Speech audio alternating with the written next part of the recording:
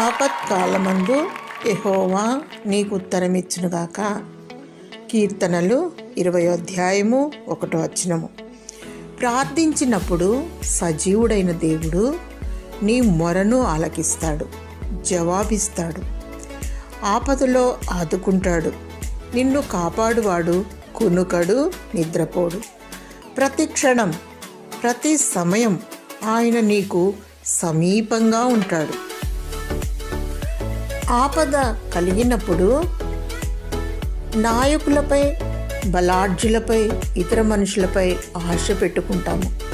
ఏ మనుష్యుడు నీ ఆశను తీర్చలేడు. దేవుడు ఆపత్కాలమందు నీకు ఉత్తరమిస్తాడు, నిన్ను ఆదుకుంటాడు. నీ ఆశను వమ్ము చేయడు. నీ కన్నీళ్లు తుడుచువాడు. నీ పరిస్థితిని తారుమారు చేయవాడు. నీ చింతనే ఉన్నాడు. భయపడకు.